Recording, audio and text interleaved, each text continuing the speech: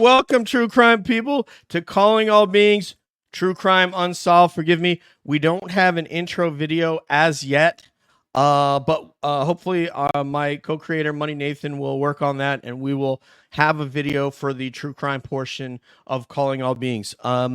Just to give you a little background, we are one of our chief investigator, Courtney, is doing a missing persons investigation in Pennsylvania.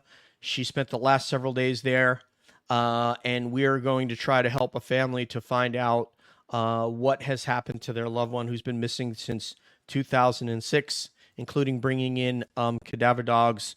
We have a dog handler, and we've been using 3 remote viewers and a couple psychics, and so that's going to be Calling All Beings True Crime Unsolved, which is going to be disparate and apart from our UFO show.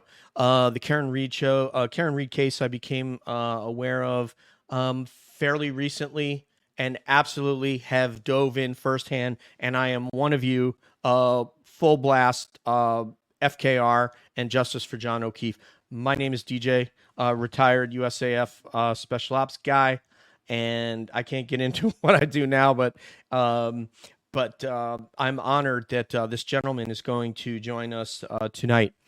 And as all of you know, it is very difficult when the target in this case is a law enforcement. You have a law enforcement officer who was killed, and it appears that there are other law enforcement officers who have perpetrated some type of fraud, frame up, and cover up in order to frame someone that many of us, and not all of us, believe is an innocent woman, that being Miss Karenread. And when I became aware of our guest, I was very inspired by the fact that he, as he said, a very difficult decision on his part to engage in support for this movement with Turtleboy and all of you who are out there, the Young Jerks, Mike, Mazza Media, Melanie Little, and Mark Betterow, Attorney Mark Betterow, who's now is going to serve as counsel for Turtleboy, among many of you other content creators. Nurse Kim, I'm watching you, all of you. I love you guys. So anyway, without further ado, let us bring on the great white shark of Boston, Leo. So just imagine like a great white shark, and pasted on the nose, you see Sean's face, and then we're about a mile offshore, and there's a swimming Brian Albert. So cue up the Jaws music. And party people, put your hands together for El Jefe, the man himself, the retired supervisory DEA agent, Sean A. McDonough. Jeez, DJ, what an intro. Thank you so much. Thank you, my friend. Amen. You're welcome. This is great. You're welcome, brother. It's so good. And listen, I can't believe you got all the players down. I mean, you said you didn't know about this case, but you got everyone down. It's beautiful. It's really nice. Thank you, brother. I've been consuming this content rather incessantly in order to get up to speed with what's going on in the case. And I am, as I told you, I went to Dean College in Franklin. Many of my classmates are distinguished law enforcement officers, some still active, some retired. And I know they're probably mortified. They're in a difficult spot like you and Peter Murphy are, right? So... Right. But I know I did talk to one of them. I can't say who he is because he's rather prominent in the area in law enforcement. But, he basically just described it as an S show.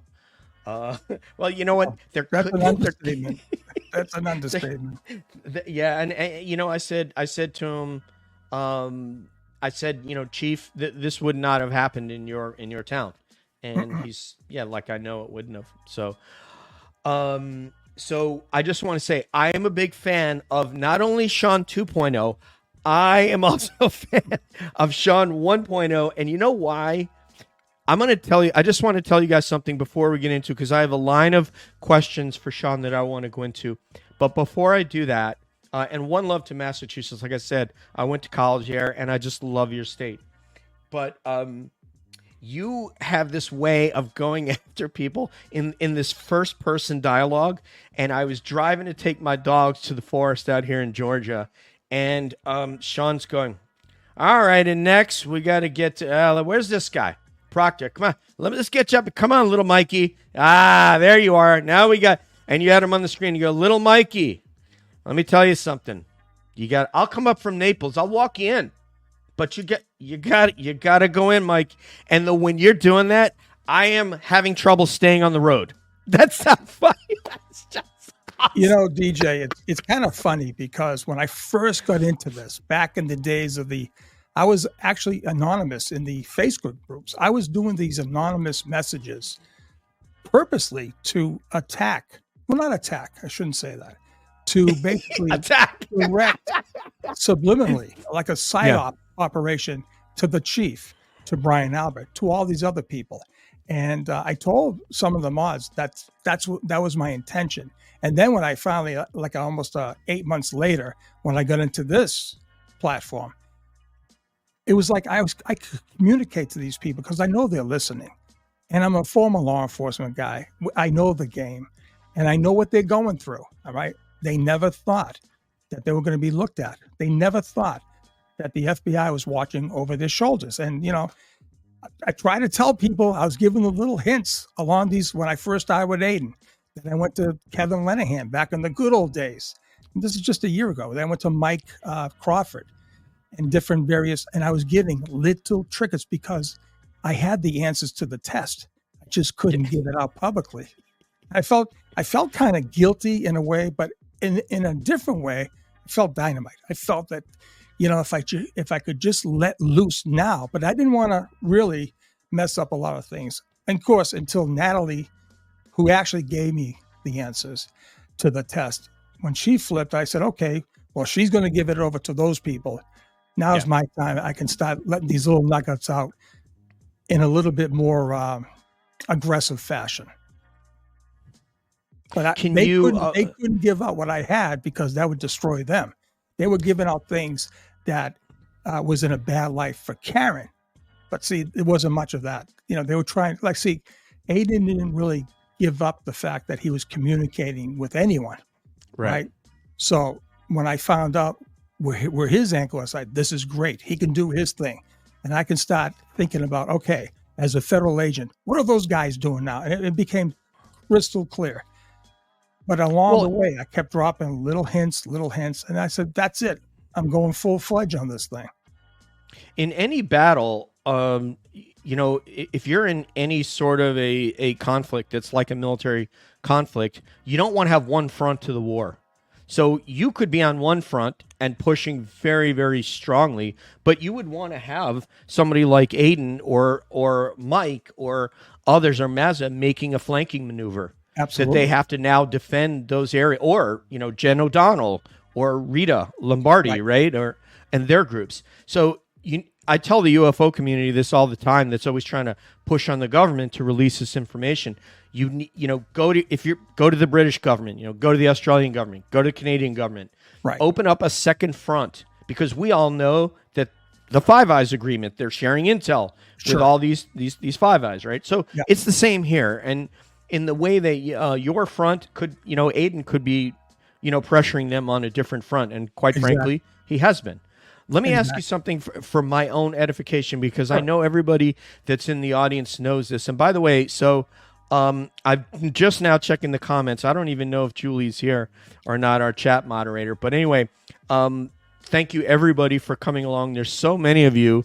I'm so excited that you're here. It looks like Courtney's just texting me, so I'm not sure what she's saying. Let me see. If you have a question for Sean, let me know. We will make time for that. If you're so inclined and you have the ability to throw a super chat our way. Hello, the Glarer in the house. Hello. Hello, everybody. Ernie, Mary, Katara, Rubicon, Kathy, Data 5, Reality Check. What's up? So yeah, if you have the ability to throw $1 our way, that would be awesome. And if you don't, you're still awesome. And we will still try to get your question to Sean. Absolutely. It's $1, right? It's $1. They know what that's all about. I mean, come on, right? It's a hard job. I mean, for 3 years of the show, we've made, I think this last week, we've made our first literal few bucks. We've never taken super chats or anything, but I want to start paying these 4 people, the other 3 people that are on my show, and Julie, our chat. Hey, Julie, what's up? That's our chat moderator. So Julie's here. Thank God. That's good. So, Julie, this is Sean. He's awesome. You'll love him. She may need a couple more, I think, but you never know. Yeah, Julie, shout out to Charlotte J. if he can jump on and moderate. But all right, Sean, let's get into it. Courtney will join us shortly. I'd like to start you off at the bar. Sure. And you have some interesting observations from the bar. So, and if you guys see something in the chat that Sean and I missed relative to the bar, please let us know. If you have a question, all caps. If you're able to super chat, wonderful. Sean, at the bar, what were your takeaways, specific touch points from the bar, please? You know, it's funny. That video came very, very late in the game. Even in the trial, I believe it was in Alan Jackson's closing that he directed people to see that video. He said, he cautioned people. He said, listen, when you're watching that video, because someone had put it out. I think it's True Crime Kangaroo. Listen, I'm horrible with remembering nicknames. If I know who you are, like DJ, San Marco, I know who you are. That's easy. But, I think it was True Crime Kangaroo. I believe so. And she put this video. I said, oh my God, because bottom line, DJ, that was something I really looked in on. So if people go back, it was at the end of the night. Mm-hmm. Brian Higgins kind of leaving, and Chris Albert is kind of like doing a separation move onto Brian Higgins. Okay. And he's motioning John, and he's pointing at him, pointing at the door, back and forth. Chris is pushing him out. Brian Albert's just standing there. It seems like the issue was between Brian Higgins and John O'Keefe. Now, at the same time, the camera, what she did, she broke it down masterfully too. She zoomed in on the actions between Brian Higgins, Brian Albert, and Chris Albert. Mm-hmm. And there's no doubt Chris Albert is acting as a person blocking Brian Higgins from John, like keeping him separated, keeping Brian's actions so that John couldn't see it. Well, then she focuses in on John O'Keefe, and he's putting his head down, and all of a sudden he does, I call it the alley shuffle. My good friend JFK says the heel toe, whatever you want to call it.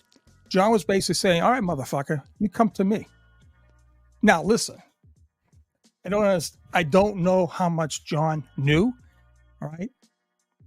But the thing is, there was definitely some animosity, clearly. And I am a prophetic reader of body language. I had to. Mm-hmm. I mean, when I was undercover, I had to read part of your job. It's my job. Especially when you're, in a different language, Yep. They can be laughing at you. Te voy a matar. And they say, I'm going to kill you. And you're thinking, oh, this fucking guy is just laughing at me. But he's testing you. When you see the person and their body language, the spoken word goes out the door. This video is absolutely mind-boggling.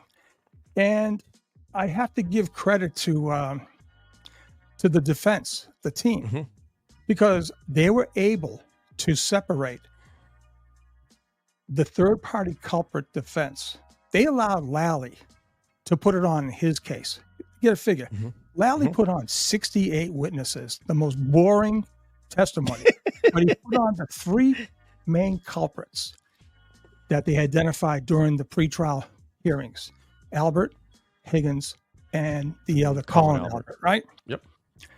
It was a gift because all they had to do was just start questioning them, getting them locked in on their statements. So they come to their time to put on the case. Now remember, if convicted, Karen is going to jail for the rest of her life on murder too. There's no doubt about it. For them to come out and only put 6 witnesses on was like a masterpiece, right? Something in their game plan said, we got this, right? She is not going to jail. Do we get the NG? Who knows?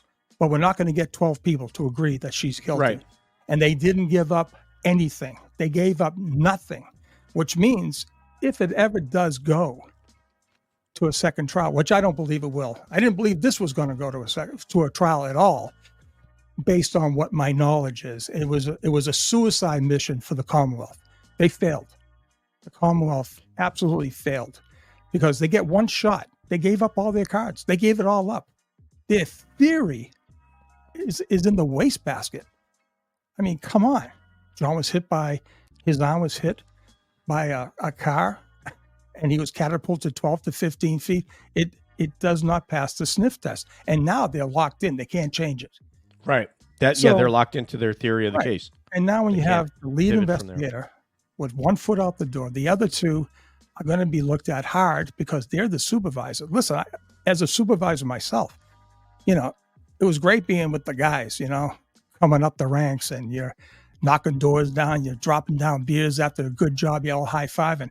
You become a supervisor, it's not fun. You're responsible. I was responsible for 15 guys, all right? And you can't be their friends. You have to be the supervisor. It looks like Tully and Yuri, all right, Bukhenik, they lost sight of their role. And by doing so, let's face it, when even forget about the text, even some of the things that Proctor was doing and Yuri Bukhenik, Tully should have been on top of that. Should have definitely been on top of it. And I see not only will they get the failure to supervise, but they're going to get a lot more administrative-wise, up to criminal. And I do believe that the feds have them pretty tightened up. And they should. I was a first sergeant when I retired, and I was responsible for the enlisted force in the squadron, and it was very similar. You can, you have to. They have to know that you care about them, but you can't be their buddy. Or because if you do that, then you can't enforce standards. Right. And here, let me bring somebody in here. Courtney connected. Hey, Courtney. Hey, hi, Sean. Nice to meet you. Sorry, I'm a little bit late. Had some family stuff. So Hey, better late than never, Courtney. Nice to meet you, and thank you for having me on. It's a pleasure. Do you want to tell me your background real quick, just so he kind of knows? I don't know if he's looked at your background. Yeah, everyone have a clearance here. I do. I just had to say that because I remember going into all these briefings with Southcom and all these muckety mucks from CIA. Hey, there's always one. Everyone got everybody cleared. Clearance. Yeah. There's always one, right? As DJ? they should. There's As they should. one knucklehead. Yeah. Somebody in Intel, man. Like his boss. I'm sorry. Go ahead, Court. What? Tell them about your background real quick. I'm psychology mainly. I worked in mental health, social services. I did a fair amount of lobbying for mental health and homelessness in Seattle, Washington. I won a few awards for my work there. I worked in law for a period of time, and so I have a bit of both to bring to our podcast tonight. Oh, that's awesome, Courtney. That's great. Okay, so I got a couple of things that I'm going to get to. We're back in the bar, but Court, we can barely hear you. So check your mic and see if you can turn up your volume. How do you hear me? Do you hear me well? I hear you guys fine. Okay, I'm hearing you better now. Oh, okay. I hear you a little better now. Okay. So you may just have to, if you don't have any mic, you may just have to lean forward to get closer to your laptop's mic. Okay. Yep. Thank you, my friend. This is one of four of us on Calling All Beings. Courtney connected, I like to call her. Nice. And she is, like I said, she's a PhD candidate in psychology and author, and she's our lead investigator for True Crime Unsolved. Okay. Sean, two things I want to bring to you because I want to work methodically through this, and then the audience can bring up questions that they have relative to those areas so we can work our way through the case. We're going to get to you, Yuri, so don't worry. We're not going to leave you out. We're not going to leave you out, Tully. We're going to get to you. But first, in the bar, two things that you and I can't see that we would have seen is potentially Higgins and John making eye contact. And you know what that eye contact means. That eye contact is, you want some of this? Exactly. No doubt about it. Okay. And it seems like John was able to, get Brian Higgins not as defensive. He came over, immediately embraced him and embraced Brian Albert. So if there was any hint that John O'Keefe knew anything about Higgins and Karen, he totally diffused or gave an end around on Higgins's brain. All right. Something definitely happened during the course of the night as Higgins and Brian Albert are leaving. All right. Something definitely happened. And the body language you can't dispute the body language. The other thing now, this is where I want to go to before we go to the house. Sure. Do you think, Sean, that the entire events that would unfold later were set up right there? Do you think that the reason that John told Karen, I want to go to that damn house party, is because he wanted to show that he's not afraid to be alone in a house and to face down Brian and Brian in a private setting? Well, if in fact we're correct in what we're viewing and seeing, that it was kind of an aggressive type, back and forth between John and Brian. Yeah, I think he probably said, hey, listen, I'm not taking shit from this asshole, and let's face it, it would probably been a whole different story with Brian Albert, right? But Higgins, he's a fake. He's a wannabe. He's a tag-along, right? I mean, just look at him. I mean, he looks like one of the characters from Spanky and Our Gang. I mean, let's face it, he's one of those characters. I'm sorry. I mean, that's the way I look at him. And, I know people who know him. I know people he's dated. He's got a very great impression of himself, but he doesn't have the ass that Brian Albert does. He's just a tag-along. That's it. He's got a badge and a gun. He's got a prestigious position, but he's a tag-along. That's it. You know who they are. You know how they are, DJ. We've seen them many times before. Yep, people that they're not the quiet professionals that in AFSOC we say that we're quiet professionals, and some people just didn't act that way. They wanted to try to be tough and be cool and try to fake themselves. Would you have if you were John O'Keefe and Brian Higgins was staring you down like that, and you were in John's shoes and that you were there and your girlfriend, would you have wanted to go to the house to show him, I'm not afraid of you? Yeah, absolutely. You're texting me, hey, absolutely. you coming? Right, absolutely. You coming? And I probably would have told, if I was John, I would have probably told Karen, go home. I'm going to take care of this. Now, we're speculating that certain things were out. We had no doubt. Listen, Karen wanted to eat. She said she was starved, right? She wanted Chris to open up the ovens because they had done it before. I guess these guys, because it's, after January 1st, they're on this special diet, but yet they're eating potato skins and slamming down beers and vodka. So, I mean, come on. Right? Yeah. So Chris goes, I'm not going to open up the ovens. But the thing is, if I was always of the impression, right, that it was not a lure job, but after seeing this video, I have a whole different outlook on because of that video. Okay. So even if and Courtney, I'm going to get you in here next on this. Even if we split it down the middle and it's ambiguous whether or not it was a lure job or not, in John's mind, the reason I ask you that question is if he sees this guy eyeballing him and there's a little bit of Ali shuffle and Higgins is there, he doesn't have a girl, he's drunk, and now he's pissed because there are those guys, and you guys in the chat, you know this, that person at the bar that's looking at that girl over there, he wishes he was with her, and he's not with her, you're with her, so you know what? He wants to kick your ass. Right. Exactly. And that gets the stare down, so I'm trying to establish why John wanted to go there. Why did he want to go to this house? Right. And the only thing I can come up with based on what you highlighted there is that he wanted to show them, I'm not afraid of you guys. Right. And like I said, John, looking at him, how he was at CF McCarthy's, John seemed to be a very quiet I'm not in your face type of guy. Not that he was docile. It's just that he was very secure as a man. All right. He didn't have to be boisterous. He didn't have to be like, yeah, let's go. Yeah. Rush. Let's go have some play fight here. Whatever the hell those two nitwits were doing, right, at the bar.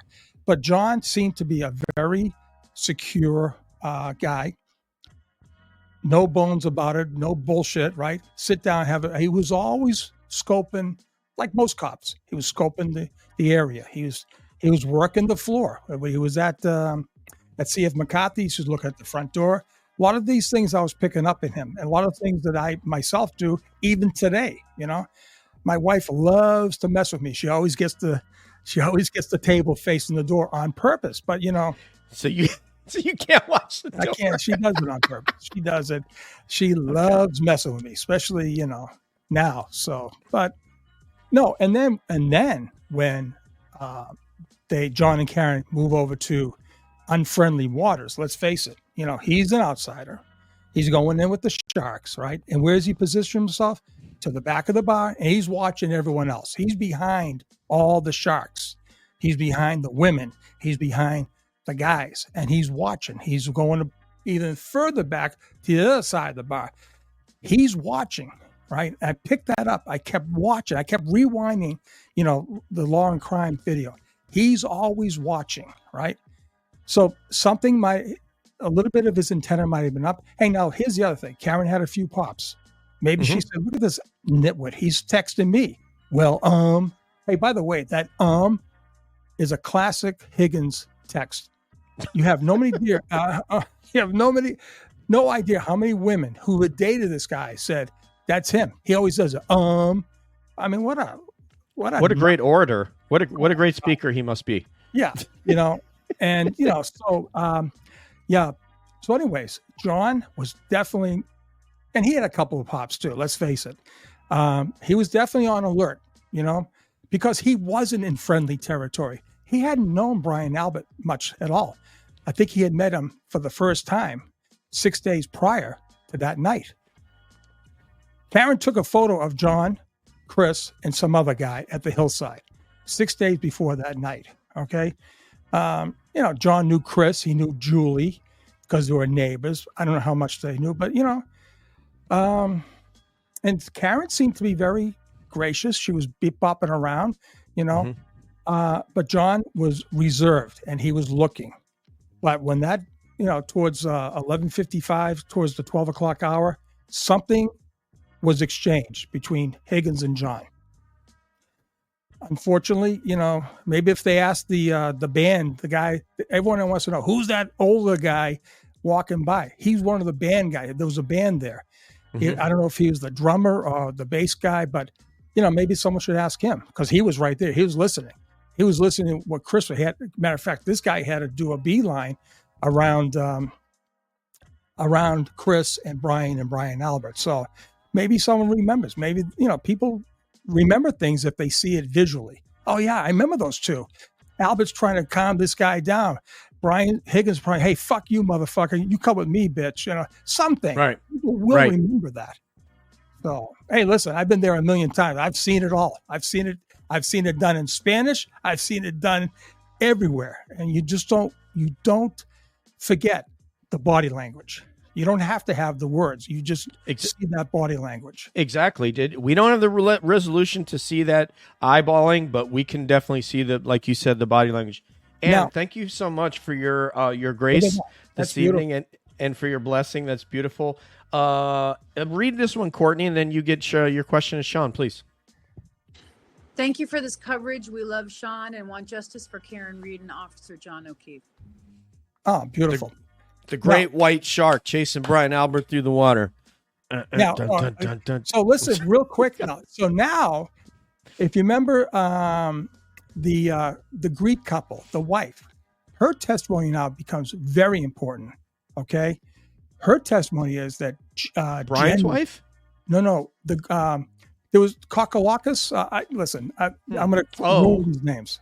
Okay, there was two. There was a couple. They testified at trial, and the wife of the of they were Greek. They were Greek. They were part of the basketball. Well, she testified. She said, listen, Jen McCabe was telling Karen, no, Jen, you come with me. All right. I have a surprise for you. She was trying. Yeah, Karina, Goat Boy. Michael, thank you so much. And Michael does a great impression of me. I don't know if you know Goat Boy. He's in the Goat Boy. Mike. I will have you on to do an impression of Sean. So please DM me on Twitter. I would love to have you on to do a Sean, because I love how Sean talks. So yes, he did a and he even does Kevin Lanahan much better. But no, getting back to Karina. Kukulakis, yes. Courtney, can you do these Greek names? I don't know. Yes, Amanda's great. Amanda's incredible. So her testimony now even makes it better. They were definitely trying to separate Karen from John. Okay, now John had no car. It was Karen had the car, so John was going to have to get a ride by those knuckleheads, and Jen, I guess was going to go with Karen. That really makes sense. And the quote was, and she was very credible. Oh no, you're gonna have to come with me. I have a surprise. Like trying to entice Karen. And like Jen said, if you remember the guest I had on, Joan, right? She was that was a great Jen. Her forte was, I can get anybody to do whatever anything I want. She's very persuasive or manipulative, depending upon your point of view. Evil genius. All right. Yeah. So if she rides with John and Karen, John's still alive. No, potentially, actually, or at least she can't be framed. You want to separate John. Remember, John didn't have a vehicle. She wanted Karen to separate from John, and John go with the boys. Oh, right. Oh, wow. Okay. And then Jen was going to jump in Karen's car and give us this little surprise. There was a plan. There was some kind of plan. So, I mean, this thing, I'll tell you, DJ and Courtney, this case never ends. It just when you think you can exhale and take a break, something else pops up. It's truly amazing. Yuri shows up at somebody's house asking why they called Jen McCabe a year ago. Yeah. I'm like, is this happening right now? And he's being filmed. Let me get Courtney in here because Courtney's been trying to spend the last 24 hours to get up to speed. She graciously jumped into the case so she could join and join me in this interview. So go ahead, Courtney. Well, first of all, I want to say I've been reading a lot about John O'Keefe, everything I can, because of what happened to him, and trying to read as much as I can about the family statements and people who knew him, because most of the case is about what happened in the mistrial and what led up to it. So I was struggling to find a potential motive. Sean, what have you found in terms of a motive? That's what I'm saying. Until this video surfaced, I didn't really think there was a motive. My original thought was, okay, like myself, the party never ended for me. If there was the last call to be had, I was there. If it was, if there was like whatever, I didn't want the party to stop. And when Brian extended this invite, all right, I probably thought that, okay, since Karen wanted to eat, right, she wasn't willing to go home that quickly. And then they decided to shut the ovens, that idea off. So everyone's heading over to to Brian's house, Brian Albert. So my initial thought was something from the ride from Waterfall over to 34 Fairview, okay, was in fact something happened between John and Karen, right? She probably said, come on, let's go. There's a snowstorm coming. And in my understanding, I had to go back to my notes, I believe Karen wasn't going to stay with John.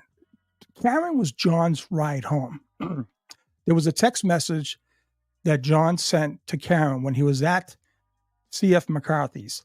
He said, I'm depending on you for my ride, right? Because the other guys left. So Karen eventually comes. So he's dependent on Karen for a ride home. And my understanding is that Karen was going to hightail it back to Mansfield, to her place, because of whatever, maybe because of the snowstorm and maybe whatever.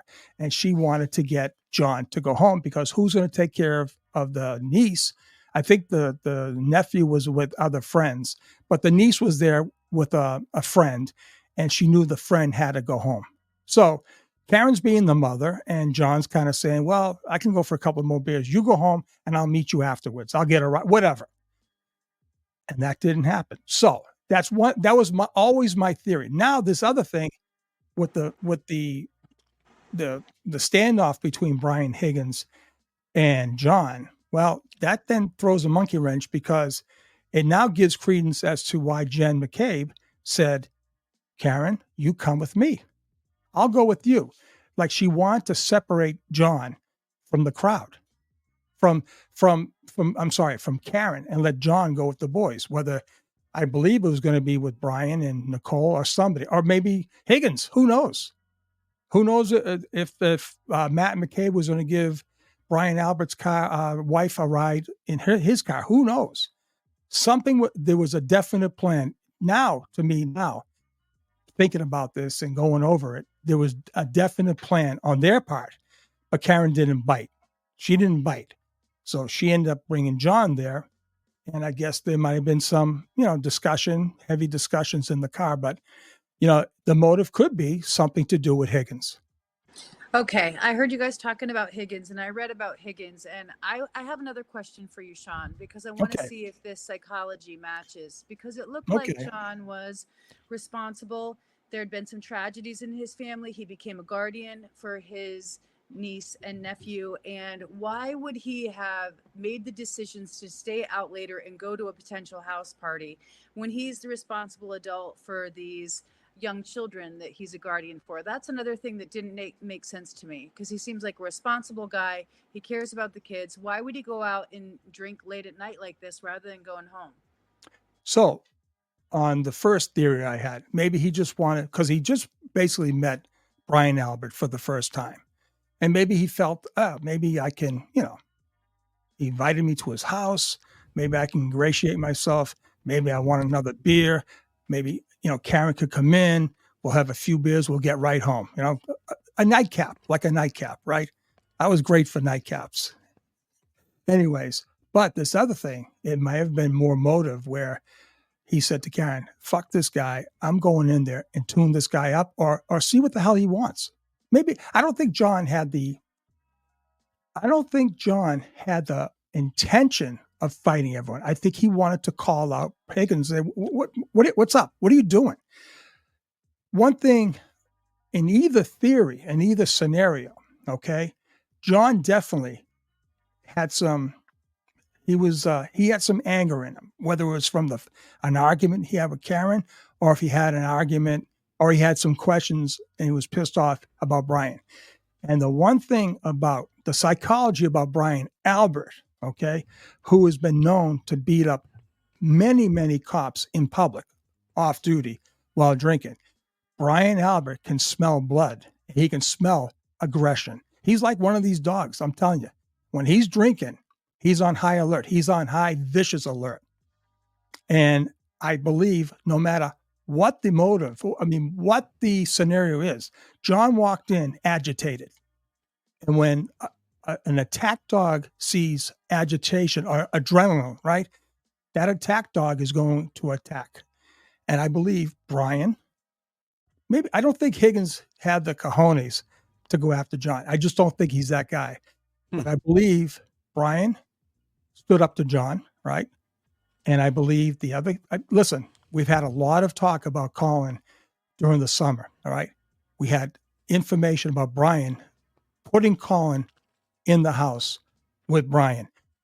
We have Steve Scanlon, who tipped off Yannetti, saying the beating was between the nephew and Brian Albert, all right, down the basement. Everything's pointing to that. Now, why John went in, it's anybody's guess at this time. Can you guys hear me now? Is that any better? Yes. Yes, I that just is adjusted much better. my mic volume. I just have one more question, DJ, for Sean, if you don't please, mind. ma'am. Yeah, Please, many questions please, you please. want there, Courtney. One of the things that's really disturbing to me is the inconsistencies around his body and the marks and the dog bite and some of this. How can the prosecution in their case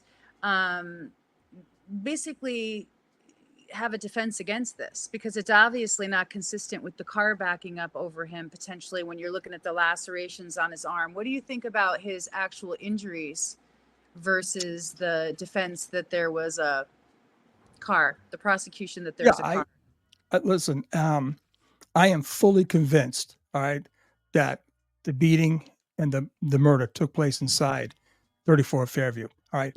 I believe because of certain documents I do have early on in from March of 2022, Karen knew who killed John.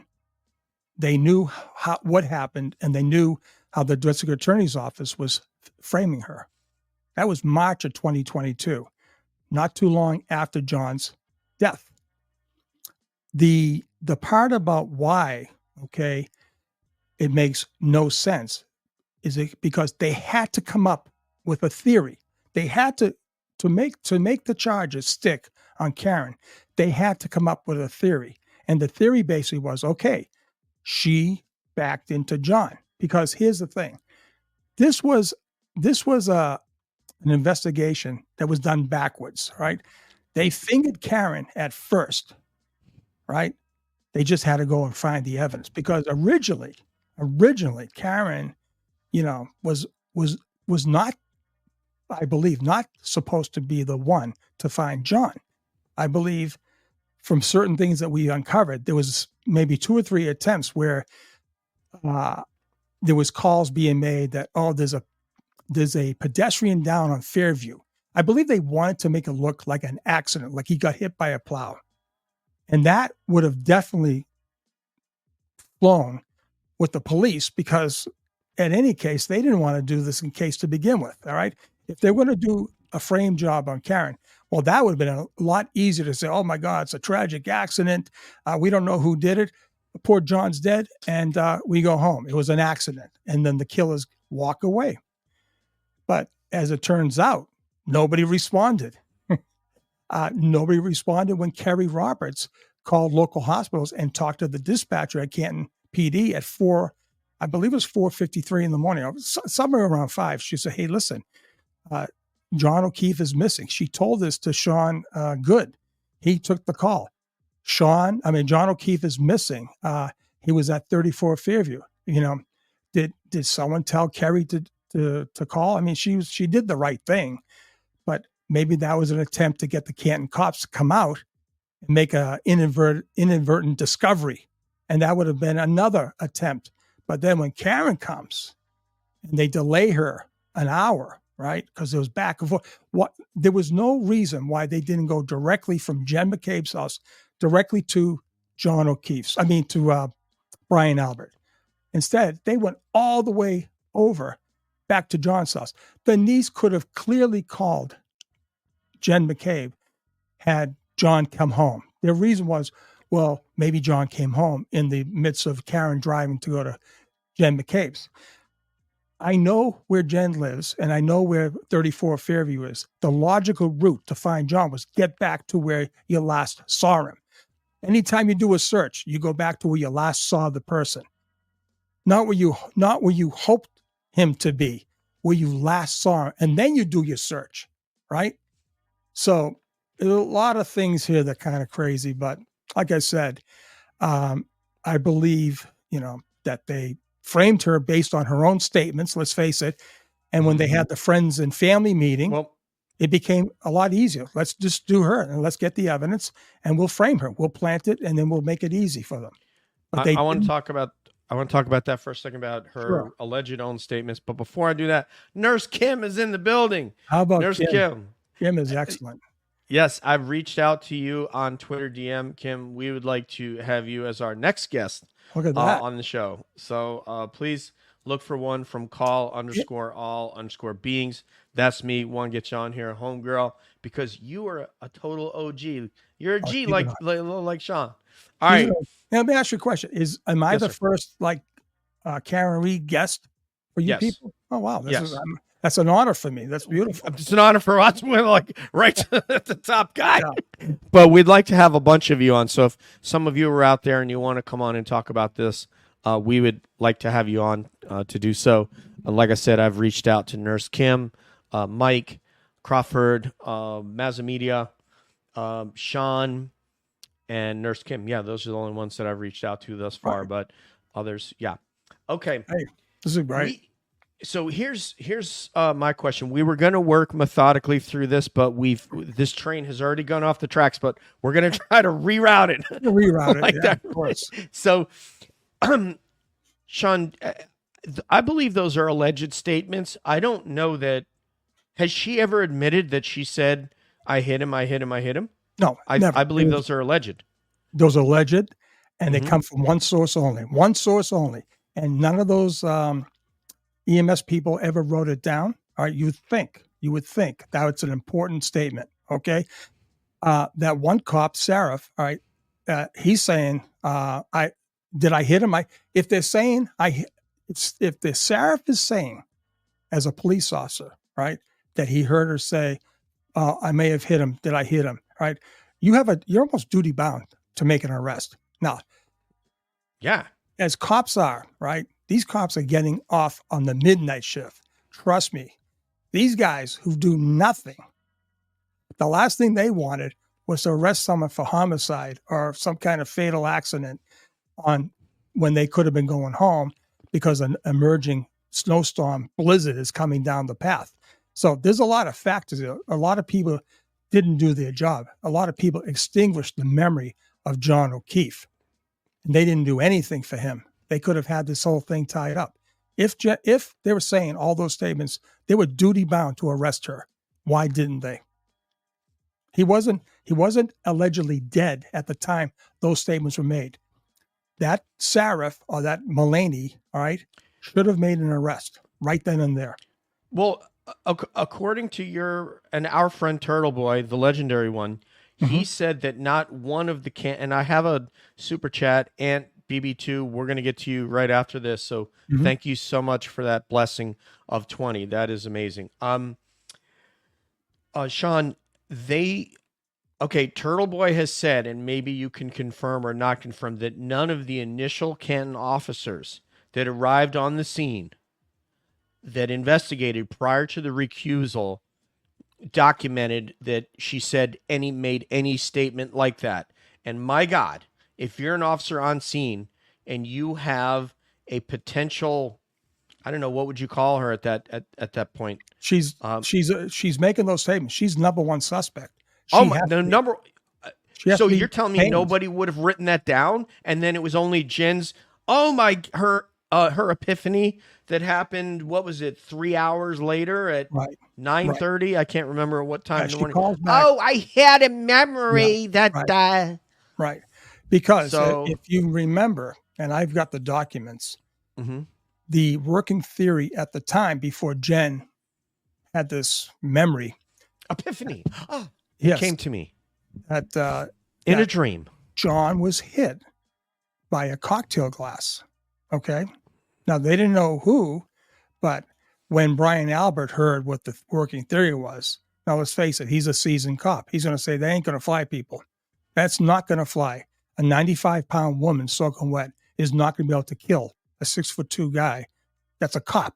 He knows better, right? So that theory, that whole statement went from, because at 10:45, Yuri is calling the hospital and the medical staff there, and he's admitting that we're still working this as a domestic, where the decedent, now at this time John's dead, the decedent was struck by a cocktail glass.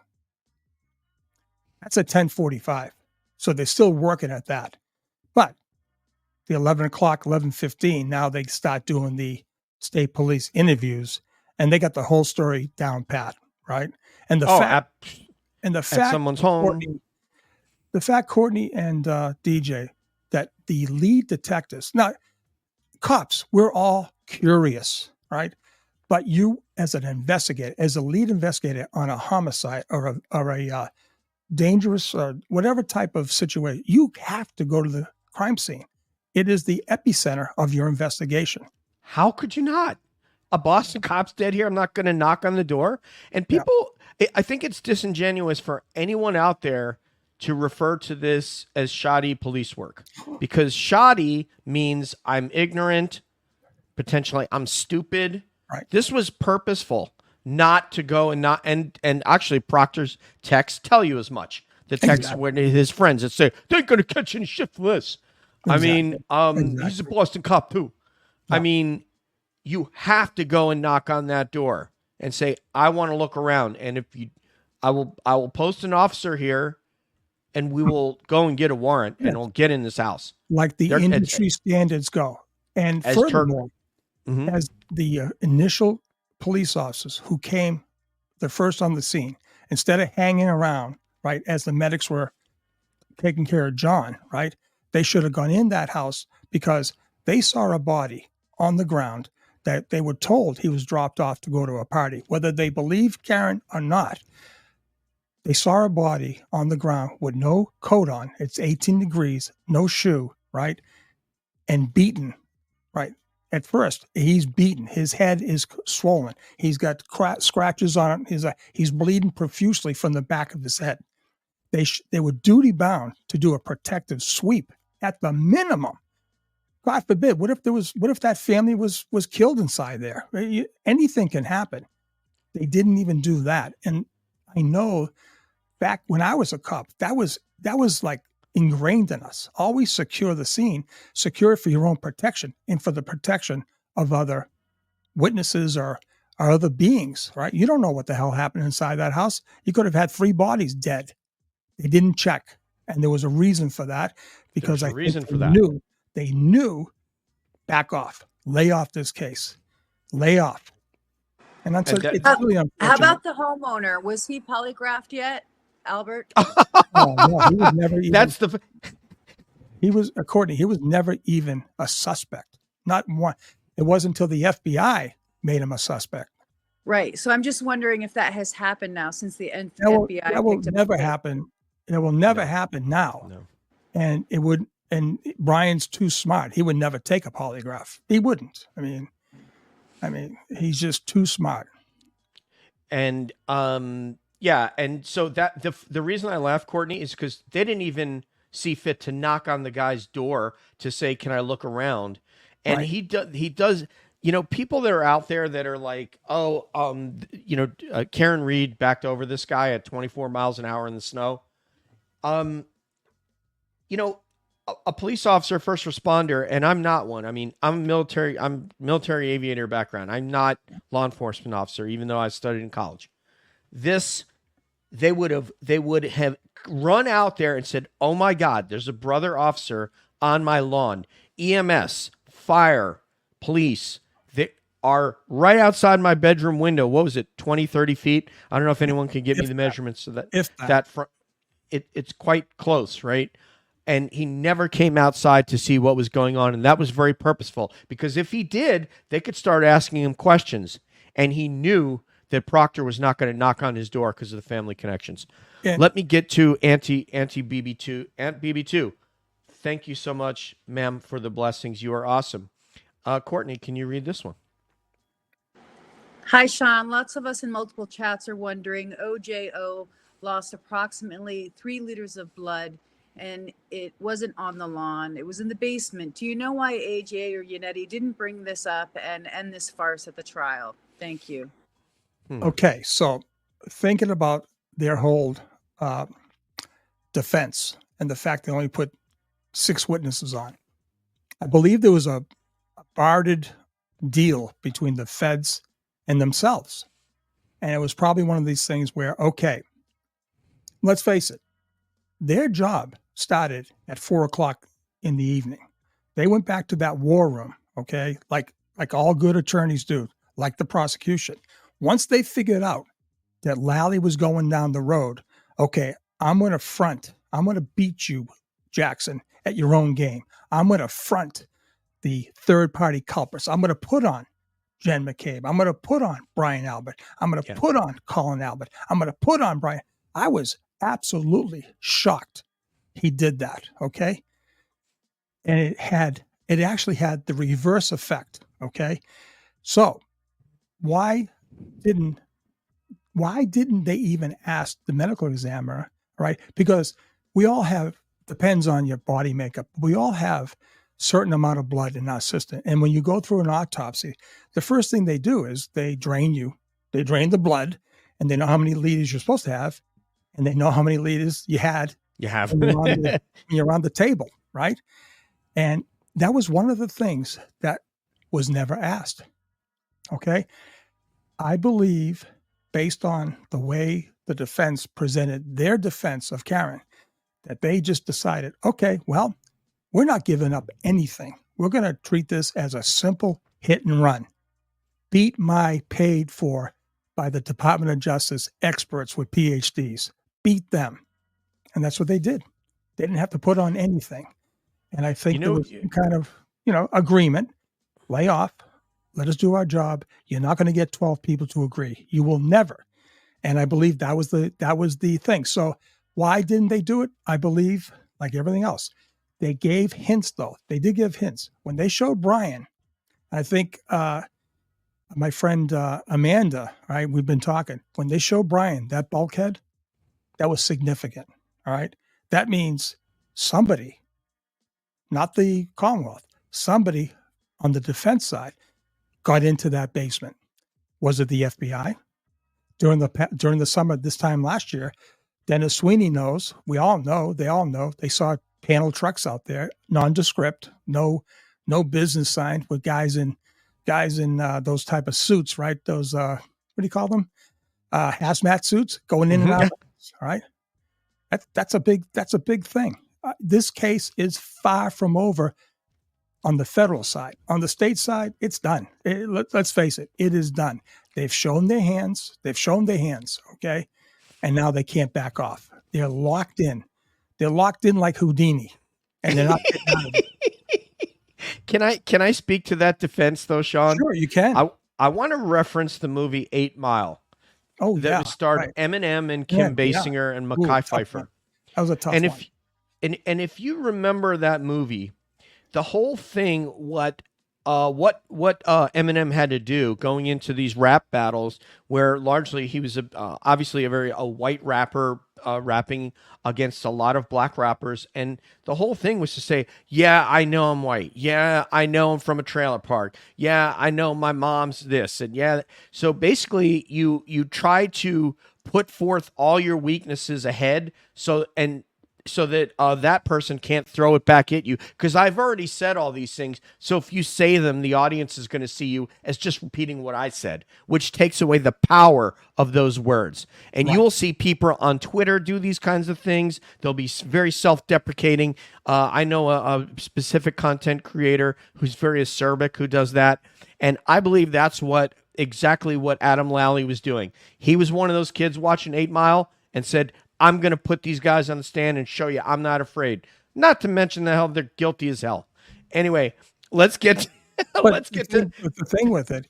It worked against him because the defense was able to discredit them. I mean, they looked like, one thing I had to say, most of their witnesses look great on direct examination.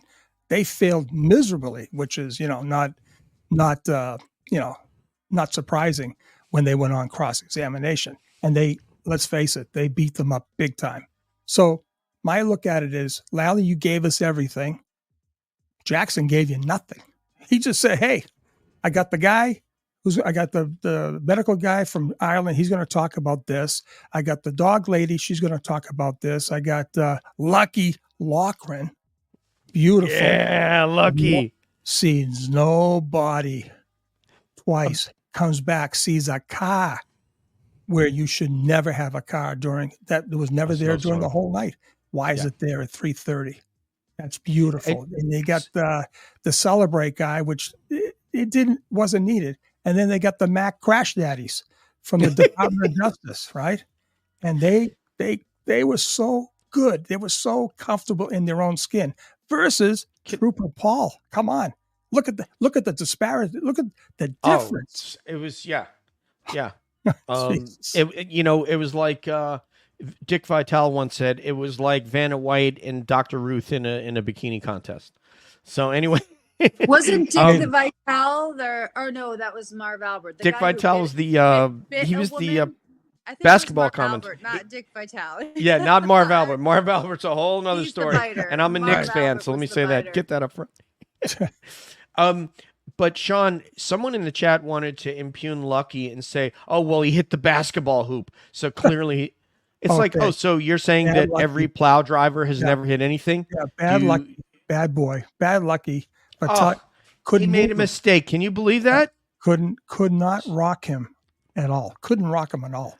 Well, clearly, Sean, since he hit a basketball hoop, then that clearly shows he wouldn't have seen the body on the Albert's front lawn. Exactly. Obviously, that you can stitch those two together, right?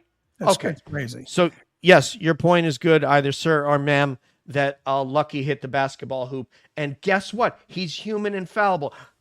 God. Okay, now let's get to Mofo, because Mofo, thank you very much. I don't know if you are a male Mofo or a female Mofo, but obviously we're all Sean McDonough Mofo. Even Courtney's a new Mofo. Yeah, we're all Mofos. I love it. Mofos are it's all interchangeable, right? Yes, it's unisex. So can you read this, Courtney, from it's Mofo? Good and bad. Jen McCabe did not say that Karen, I hit him until grand jury testimony 2.5 years after it happened, from Mofo. Thank you, Mofo. I really appreciate the blessing. Thank you so much. That's help us a lot. Well, you know, she did tell Lank, and it's amazing about then Sergeant Lank, right? He brings back Lieutenant Gallagher, right, at 9:00, right? Gallagher doesn't see lard-ass Higgins at all, right? I mean, he doesn't see anything, right? I don't know what the hell he was doing, but you got everyone at the table, and Jen's interviewed and said, by the way, you know, Mr. Lank, Sergeant Lank, I do remember her saying that I could have hit him. I could have hit him. That was written in the report. So, like I said, there was so much. I mean, there's so much to pick apart. And the part about, listen, I get the fact that it was a difficult scenario, but these guys live in Massachusetts. They know what snowstorms are about. They played their whole life in snow. They made forts. They hopped on plow cars going by. They hopped on buses doing, back. Listen, they got a stupid leaf blower, right? They could have gotten heaters. They could have got a tent. They could have done anything, secure it, melt that snow. They didn't. They left the scene unattended for what? 6 hours? Oh, no. 8 hours? 12, 14 hours. They left at 8:00, didn't come back to 6. So 4, unattended. 6. Yeah. So the thing I'm trying to say, DJ and Courtney, you have a dead Boston police officer. That's when you pull out all the stops. It's rain, snow, shine, 100-degree weather. You do whatever is necessary. You call everyone out. Do you know they had a fight getting the state police to get out there? None of these guys wanted to get out. And at the end, they get a rescue, like a search and rescue team, not the crime scene services, right? What? Crime scene services are special elite people, like I did for 3 years. It's all methodical. It's an industry standard. It's even more advanced now. But what I'm trying to say, there are certain things you don't change. These guys were going shoulder to shoulder, tramping on the whole crime scene the second time around. But for some reason, after 18, 23 inches of snow, they get to find the impossible. They get to find all 45 pieces, I guess, of taillight, where the Canton cops couldn't find shit. But the Canton cops found white broken glass, but they couldn't find a black sneaker or red taillight. Give me a break. Stop this lunacy. It's lunacy. It really is. There's we're gonna get to Peter Murphy and all that. That's kind of where I want to go next, is to hit. And so you guys are gonna dig this, because we're gonna get into some of the people that are integral in the case, that some of us, like me, for example, I want to just get to the first one even before I look at my list. Sure. I know who Kevin Lenahan is as a Twitter person. Yeah. And I know what his Twitter name is, and I know that that's all I know about him, though. I don't know. I know he's anti Karen Read and all that, but can you tell us, for those of us, and this is mostly edifying for Courtney and I, who is Kevin Lenihan in this case? Okay. Kevin Lenihan and I had a pretty decent relationship a year ago this time, actually a little bit before, right? I was actually following him before I went on Aiden's show. Mm-hmm. And because I went on Aiden's show just at the end of June, because I wrote a letter to Chief Rafferty. And because of that, Aiden wanted me on the show because I gave 17 bullet points that any executive, anyone could have answered. But as an executive, as a chief of police, she should have had, these were softball questions.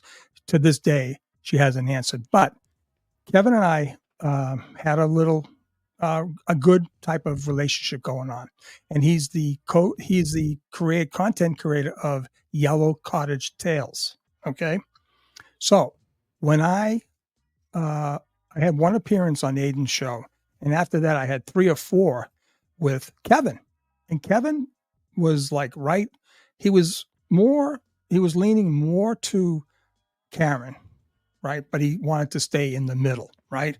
Which was great. I actually loved the fact, because who I really wanted to debate me was a guy like Carl Dougal, right? He's a Boston cop, right? A very big supporter of John being murdered by Karen. And I wanted him to tell me, hey, Carl, you're a detective. You're an active detective. You know John, you know Karen, right? Tell me why you think she did it. And I wanted to have this debate. It didn't happen. So Kevin became that guy. And Kevin was pretty good. The problem with Kevin was he made a fatal mistake. Which was? He had me, actually, I was the unlucky person. I was on his show, and I didn't know you could actually hit on comments. I was on private chat because he would send me little messages. I didn't know you could hit comments. You could see all these comments. I was a newbie. I didn't know shit about this StreamYard. Mm-hmm. Next thing, he's reading something. He's looking back. I can see his facial. It's me and him, just me and him. I can see his facial expressions. And all of a sudden he blows up. It's actually comical because I'm there and I think he's blowing up at me. And I said, in the background, I'm saying, Jesus Christ, did I say something wrong? And he is going off on the people in the chat. And one of the people in the chat was Aiden. And he got hammered. I mean, because I went back. Eventually, I figured out how to do it. And I went back and I saw he was getting hammered. And, that was like the end of Kevin. I mean, we stayed friendly a little bit until he actually came out and said that Karen was guilty, that he believed that Karen absolutely was guilty. So that kind of washed up. I still like the guy. I mean, as a person. Professionally, like if you want to call it professionally, we're on polar opposite. He really, he tries his best to discredit me, to take shots at me. But as off the set, if I'd sit down with him, have a cup of coffee, I wouldn't have any problem with it. He's an intelligent guy. He just took, after this beating, he just said, that's it. It seems to be the norm. If Aiden comes at you, whether you are completely on the Read side, if you're hit by him, it's over with. Now they flip and go to the other side. May I ask what his bona fides are in terms of, as an expert in what are his bona fides? He's a noob. He's a knob, according to listen, he's a former bartender. Okay. Okay. He's a screenwriter. He's done certain screenwriting. He's a great writer. All right. But he doesn't really know. I mean, he's intelligent. I'll give it. He's intelligent. But the problem with his intelligence now, he's contradicting himself in his own intelligence to believe any part of this thing. He has offered more excuses for the investigators in this whole case. And he's also, actually, his little theory of how John got killed was actually better than the Commonwealth's theory, if you believe it or not. And his theory is a joke, but it's better. It was better than Trooper Pauls. I can tell you that. So, yeah, I mean, I think one of the things that we have to understand is that our society is very polarized. So people, you know, it's quite obvious that this is quite obvious as it relates to politics, but it can be anything. And this Karen Read trial has turned into that. And if you look at us humans as a species, we were tribal people. We were people that you had to be in a tribe in order to survive, in order to be able to hunt and gather and be protected and eat food and not be taken over by another tribe. We as a species are tribal. We're seeing that play out now in politics, that you have to be on one side or the other. You can't be both. You can't be like me, where I'm love law enforcement, Black Lives Matter. I can do all of it because I think there's merit in all of it. But no, you have to say, I'm from this group or I'm from that group. And clearly, Kevin, when he got pissed off, said, well, I can't critically look at this and see that there's absolutely no expert evidence that says that she was run over and backed over, like Karen Read's been to a tactical driving course to drive a full-size SUV at 24 mph and very deftly not, you know, make any marks on the lawn or anything and hit this guy. Yeah, from 62 feet out. From 62 feet out. Yeah, clearly she went to the JSOC tactical driving course at Fort Bragg. Obviously, Karen Read is a graduate of that course. That was from when she was in Delta. So clearly that's an idiotic thing that we know didn't happen. Over in Bel Air, Maryland, doing the Secret Service evasion, Yeah, like the CIA, you know, field operatives, they have to go and take this training because when they're overseas and they're undercover, you never know when they have to just commandeer somebody's car and beat feet and get to a safe area. So anyway, you know all this kind of stuff. I'm not, like I said, I'm not law enforcement, but I've been in government for 30 years. So this case is about common sense. It truly is. Which isn't common. So it's not.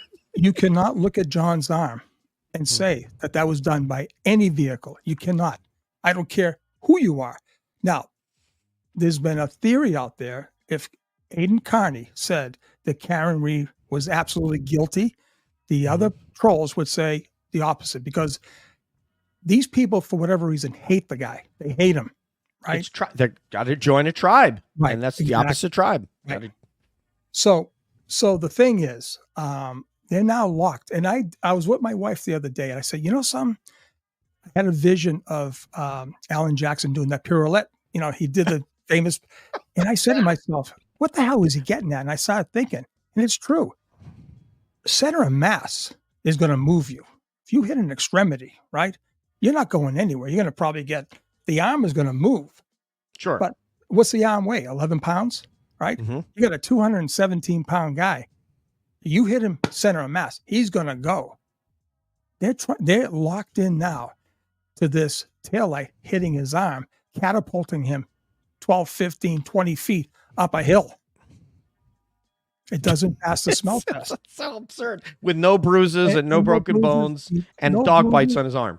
Yeah. And, you know, the other side was putting, you're not going to, he's been all kinds of fractures. They were putting everything out possible to basically lie to people, right? Lie to people.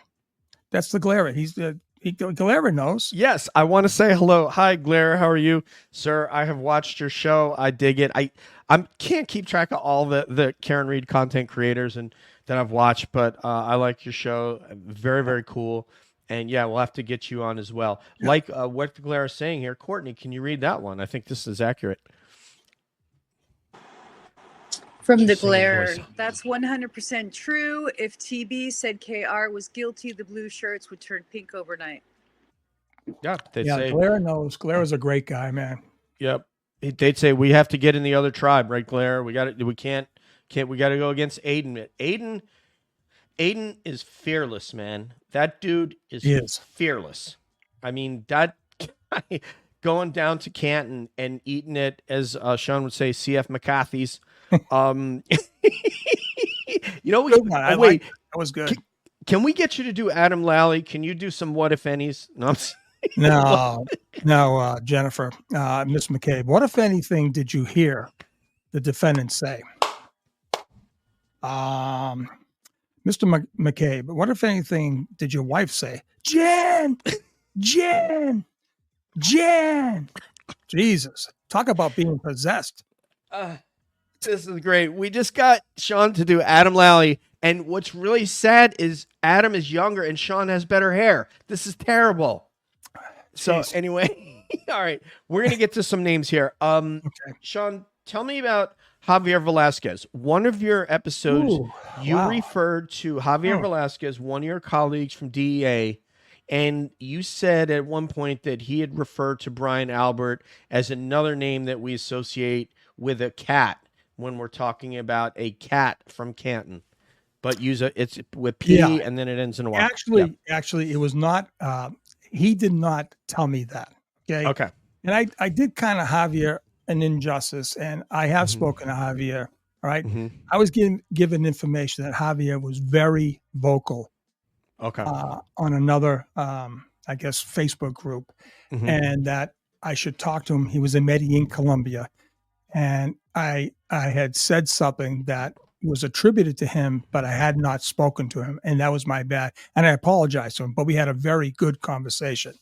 Awesome. Okay, so the cat. Now I like this. So the cat story came early on in when I was developing certain sources. Like I'm a Boston kid. I grew up in Dorchester, went over to Mattapan, and then my high school started in Canton. Okay, so 4 years. So there was a time where this Boston cop hits me up, and we spoke. And he's a big burly guy. I do know who he is, right? And he said, "Hey, Sean," he says, "this kid Albert, you know, I remember him when he first came on. He thought his shit didn't stink, blah, blah, blah." He said, "I said to him, hey, kid, this is a typical Boston mentality. And it doesn't matter." Now, Boston's a neighborhood related areas, but if you're outside of Boston, forget it. You don't have any chance. He said, "Hey, kid, you may wear our uniform, but you'll always be a cat from Canton." But it's a word that begins with a P and ends with a Y. Yeah, so Y. You get it. I caught on it because I got to tell you, originally when you started talking about cat, I didn't know what the hell you were talking about 15, 20 minutes ago. Now I get it. All right, I'm sorry. Glad I didn't say it. I'm glad I didn't say the real thing. So I caught on. Yeah, well, we do have a woman in the house here and many in the chat. So I want to be careful, but I love it. I've been to Boston, and that's a kind of a knives out kind of place. I tried to throw some garbage away at a gas station after going to some lobster house, and the guy came out and confronted me. He was like, "What are you trying to push on me?" And I'm like, "I'm just putting my garbage away." And boy. The vibe in Boston is very different, and you got to be on edge to go through there. Courtney, sometimes that could be endearing for some people. The way they talk could be endearing, believe it or not. Not from Pennsylvania. We're different. We're very different. Boston's very different from northeastern Pennsylvania. So when I came back, that's what all my family asked. Were they hostile in Boston? Were they nasty? And I was like, I had one encounter, but he didn't push me too much. Or it would have went down because I had kids in the car and I was like, dude, if you're going to come at me, you better bring it. And he didn't. Right. He let it go. But, when you say woman in the house, I'm not your ordinary woman. And I've heard the P word before. I've heard the F word before. And as my mother likes to say, she's glad her children heard it before going to school on the school bus. Right. So there you go. Funny, Courtney, I tell this story. So when I left to take the job in D.C., I was 21 years old. And I drove down in a snowstorm, right? And my first time I stopped was at the Maryland House off of 95 South. And I get there, and it's been a long drive and everything. So I walk in, and this lady, she's a waitress, she goes, "Hello, dear. How we doing today? What can I get for you, honey?" And I go, wow, this is a difference. So I'm down there almost 6 months, and I'm with the Virginia class and Maryland class and DC, and everyone's talking so nice. I go back home after 6 months, right? And I go back home, I see some old friends, and some girls say, "Hey, Sean, how the fuck you doing? How's it going?" I said, "Oh, God, let me get back to Virginia." It's kind of funny, but listen, I love them. I love the Boston crowd. That's my home. I mean, that's beautiful. Like, I'm the same way. I go home to the Hudson Valley of New York. Hendrick Hudson High School friends. We get together twice a year, every year, and I go back to Dean, and I was a football player at Dean, and I go and get together with my teammeats there every year. Right. So beautiful. That's great. I love it. I love to. Franklin was in my hometown. Franklin was in my high school, the Hockomock League. We played Franklin. The Franklin. Played Franklin? Yeah, we did. Oh wow. We played Franklin. Yeah, they were a great team. Man. Yeah, tough team. It's a cool town, man.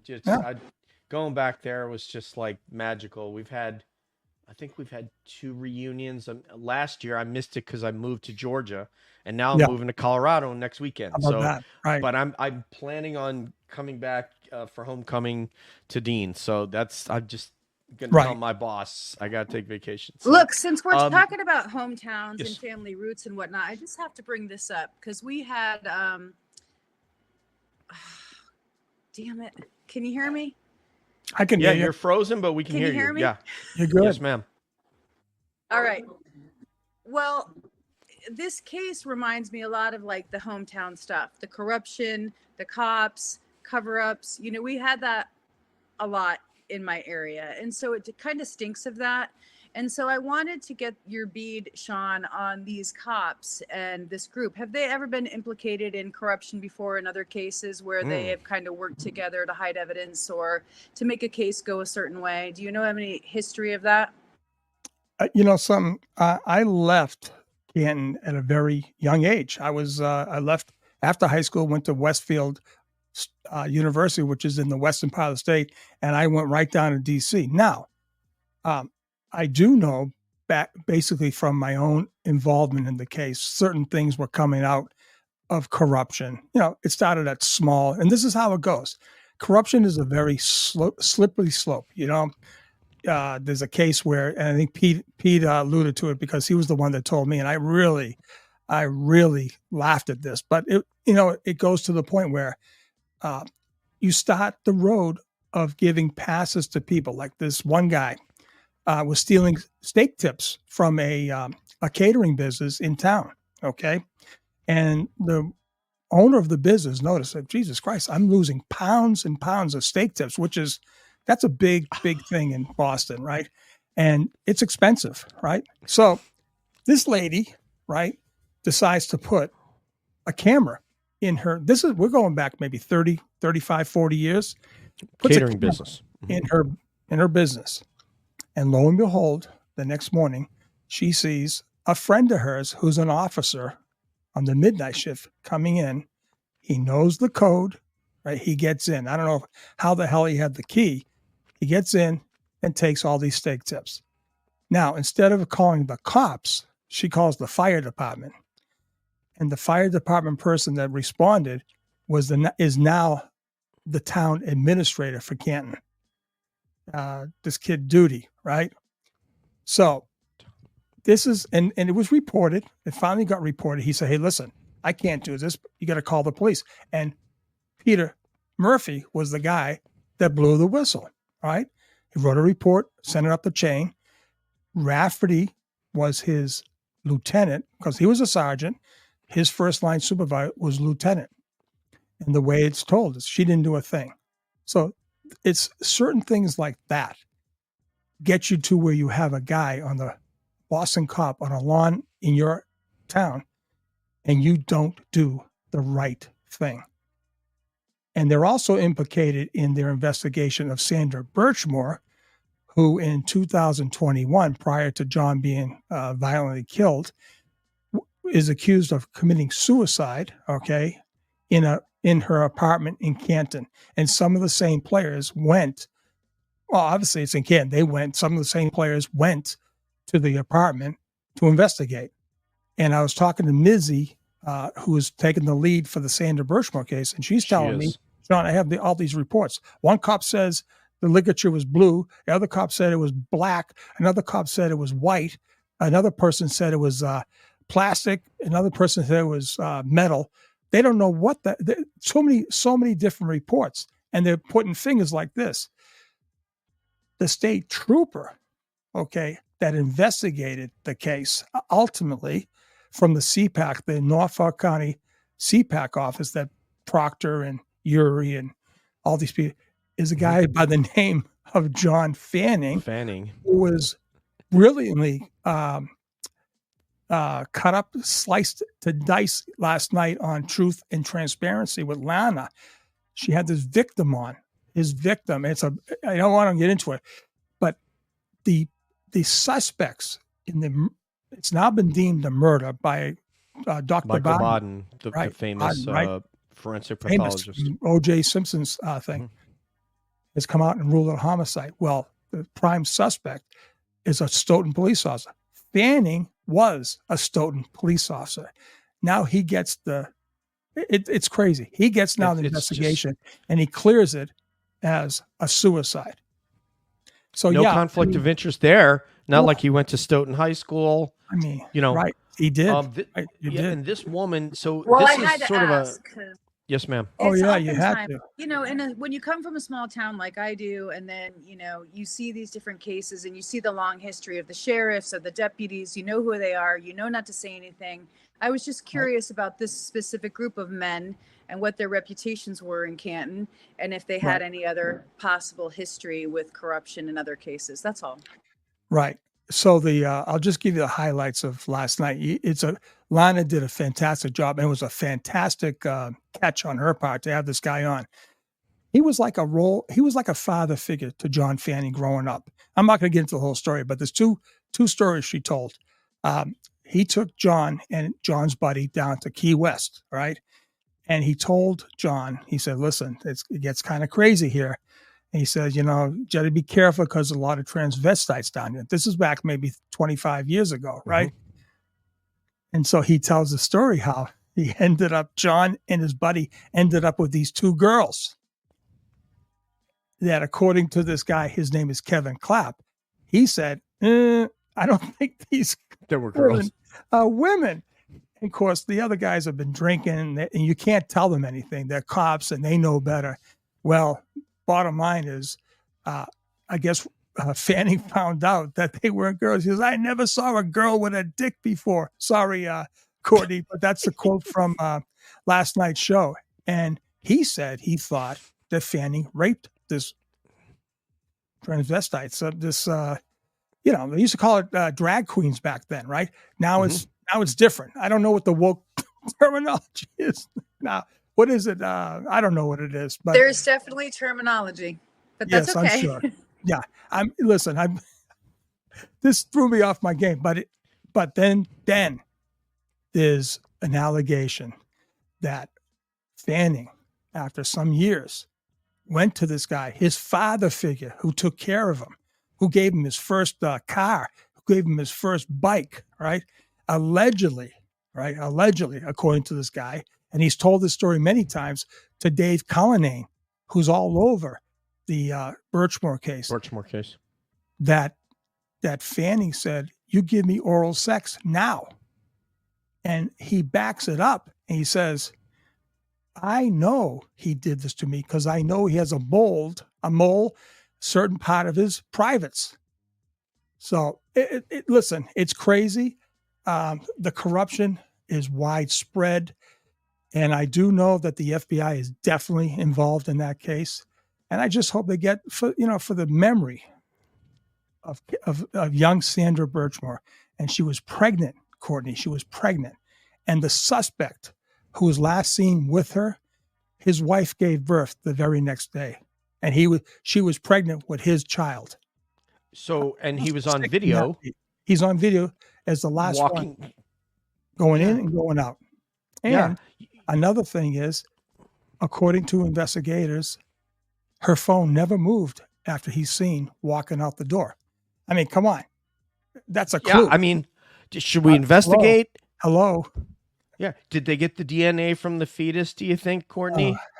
Of course they didn't. Of course they didn't. Yeah. Somehow, something tells me that I believe there was some type of, I don't know. I'm not sure. I'm not an expert in that case at all. But there shouldn't be a question about that. No, they should say we have identified. What's his name? Matthew. Help me in the chat, folks. Farwell. Yeah, the Farwell brothers. The baby had Matt Farwell's DNA, because that would obviously lead. That would obviously be very, very. That would go to motive, Right? because he leaves her apartment in a hoodie with a mask on, and he's an anti-mask guy, and then he goes to the hospital where his wife gave birth, Giving birth from her apartment, and Sandra Birchmore's never heard from again, and people want us to believe, oh, well, it's just a coincidence. She just decided, even though she had just bought baby clothes and a car seat, she decided to kill herself. Yeah. And then we're also supposed to believe that because Karen Read was angry with her boyfriend, she decided to run him over in front of a cop's house with an SUV. And clearly you'd never get caught you'd never get fingered for that. I mean, if I tell you what, all the times my wife had arguments, if she ran me over with her SUV, I mean, it's so absurd. And Courtney, I want to say thank you. That young girl was groomed by these cops. There was an Explorer program. All this girl wanted to do was be a cop, and she had some family issues. They groomed her at age 13, 15, having sex with her. 3 different cops, the 2 Farwell brothers and another cop, Divine. Yeah. I mean, they were all let go. Pretty sick situation. No charges. And Divine is still a licensed lawyer in Massachusetts. One of the Farwell brothers is out west, and I don't know where the other one is. Yeah, right. It's a sad situation. Let me say thank you to Melissa Kyer. Thank you so much for the blessing. We really, really do appreciate it. If you guys would be kind enough to mash the subscribe button, Calling All Beings, would really appreciate it. We do aim to bring on, I saw here, first of all, Hung Jury, is that your name? Well Hung Jury. I see you on Melanie's show. Great comments. Obviously the Glare, we'd like to get you on. We may even do like a Karen Read roundtable. I think CAB is famous for roundtables, so we may even ask Sean back and maybe get a roundtable with. We need. I mean, with your contemporaries. I love it. Mike has great hair, so it would be great to have Mike on here. Mike Crawford. Oh hell, Mike. Yeah, Mike's a great guy. Great goatee. So anyway, let me so I want to get to if you would, because we want to get you out of here. Can you tell us about Peter Murphy? Because I'm a little confused as to if it was Brian Tully or another Brian that gave him that information. And if you haven't heard this, Courtney, it is shocking. Right. Let me just do the setup like this. Peter Murphy, when the incident happened, when John O'Keefe was killed, and it looked like they weren't sure which way this was going to go, Peter Murphy went back as a retiree, went back to the Canton police station and said, look, if somebody needs help, if you've gotten jammed up, if you need a lawyer, you were my guys when I was active duty. I'm here. I want you to know that I'm here to help. Sean, take it away. Okay. So just a little bit different on that. Please. So when I first came out, I wrote that letter, and I wasn't anonymous anymore. I wrote the letter under my own name, my bona fides, directed it at both Chief Rafferty, and I wrote a separate letter to Brian Albert, cop to cop, whatever. So back then I could see the donations being made to Karen's defense fund. And lo and behold, I made a donation. And when you see all the things of donations, I could see this Sergeant Peter Murphy, retired Canton police officer, gave a donation. I said, holy, this is amazing. I got a cop in Canton, right? And I didn't know who he was. And I said, this is a guy that's given a donation to Karen Read, right? Because all the cops were mum's the word and not going to. Anyways, I ended up hooking up with Peter, and we talked a lot. He tells me, I said, Peter, we got to figure out what the hell's going on here. He said, well, Sean, I've got contacts with 3 guys who they're retired, but they were present. They were on board at the time that John O'Keefe was dead. I'm going to go start shaking the bushes or whatever, what he said. And I'm going to go up and talk to these guys. So he goes up to this he goes up to this um, he goes up to this auto body shop, which was owned by a police officer. Okay. Oh my God. Something about Canton cops, their side job, okay, is their police job. Their regular job is their business, right? So this guy, Brian Wanless, he was known as a very successful auto body guy. Fix your car, paint your car, blah, blah, blah. And there were early hints at the time. This is why I told Peter, I said, if you know this guy, go up there and find out if he knows anything, but ask him, did he have anything to do with John O'Keefe's Traverse? There was indications that the Traverse was fixed because, let's say, I don't care what anyone says, that car was hit by Karen's car. There had to be some impression made on that car. 5 days later, the state police come back and they check the vehicle and they find no damage. Well, you give me 5 days, right? I'm going to make sure that that car is going to be spotless, okay? You had a 65 to 7,000 pound truck. I don't care how fast it was going or how slow it was going. You're going to have some type of transfer. And that would have been very indicative of the damage that was found on Karen's car. Well, lo and behold, he goes up, hits the mother lode. He doesn't ask him about John's Traverse, but he goes and says, hey, Brian, listen, I know you left the department, and I know I'm hearing you weren't, you couldn't take the heat anymore, because his wife was telling all the people in Canton that the rumors were getting too bad. And he said, that's it, I'm done. I don't need this anymore. Well, he tells Peter, he said, listen, all I did was I took the taillight housing out because the state police didn't know how to do it. Now, that's huge. That's huge, because we found out that, in fact, Brian Wanless, his name never, ever, ever appeared on any report. Now, we go back to Police Officers 101 and how you handle evidence. It's called the chain of custody. You touch it, I touch it, Courtney touches it, it's got to be documented, right? My understanding, and it's still to this day, Brian Wanless never appeared on the chain of custody. Now, nothing nefarious about what he did. What's nefarious about it is that he wasn't on the chain of custody. He's on videotape at trial, taking the taillight out. He was summoned, 3 or 4 days later to remove that taillight. All right. And why wasn't he put on the chain of custody? There was absolutely no reason. Why were they trying to hide that fact? Okay. So Peter goes back again. He goes in, and next thing he says, hey, listen, all I know is this, is that I didn't crack the light and I just took it out, and that's it. It was huge. That was huge. And we started putting that out.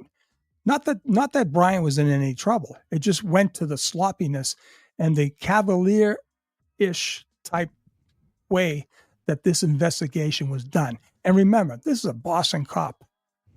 And they were lazy. They were purposely lazy, and they didn't cross the T's and dotted the I's on anything in this investigation. But laziness isn't purposeful, right? Exactly. It's part of your personality. So I believe laziness kind of lets them off the hook a little bit, whereas they specifically did certain things so it wouldn't be traceable. You'd have plausible deniability. I just didn't do it. I don't know why. I didn't write a report on it. Right. I didn't take I didn't take photos at Karen Read at Bill Reed's home when I went and seized. I don't know why I didn't take photos of the car as it was. Right. Don't know. Exactly. You don't preserve. It's willful. It's willful. And the thing is, contrary to the Brian Walsh case, the kid was a superstar. He did everything by the book. Geofence, Google searches, all that stuff is collected. Reports written, no misspellings of names done. If you see it side by side, you could see where this guy just basically was corrupt from day one. There's no other way you can say it. Yeah, and you kind of talked about that because it's kind of like there has to be a point where you're going to basically you're going through basic training, or what police academy to learn how to enforce the law. And so you're going into it ostensibly, hopefully with clean hands and saying, I am a law-abiding citizen. I'm going to enforce the law. But what some of these guys who are not the Seans and not the Peter Murphys say, and this runs counter to what I learned at administration of justice at Dean. We had a Walpole cop that's a professor, and he said, we enforce the law and we follow the law. Right. These guys are like, we enforce the law, but we don't have to follow the law. True. And I was on a podcast the other day that's coming out in October, and the interviewer said, Sean, if you had to pick out one word to describe what is a basic ingredient for investigations of a homicide or any homicide, I'd say integrity. You have to have integrity. There's no way about it. There was absolutely no integrity in this investigation, none at all.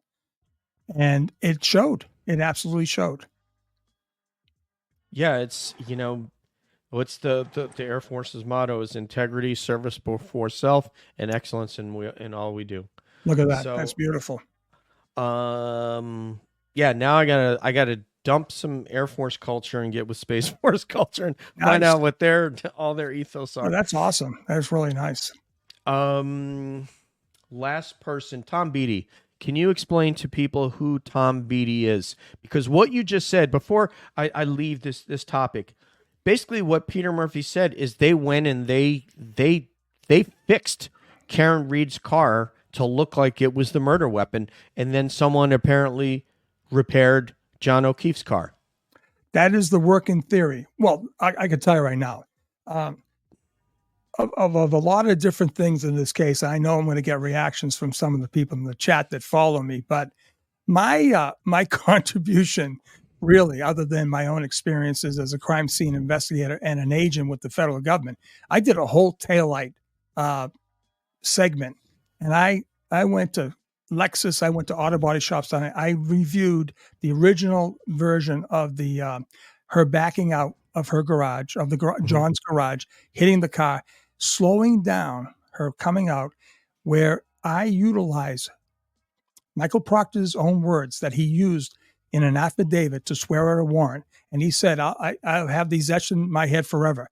He said, when I got to Dighton, the Dighton resident, I observed the right rear, right side of Miss Reed's vehicle, that it was shattered with a large piece missing. I said, wait a minute. That's not what I saw as she's passing by the camera with the floodlights on it, right? Yeah, you can see it's red. I got so many pictures and close-ups and stills. I said, well, wait a minute. This kills him.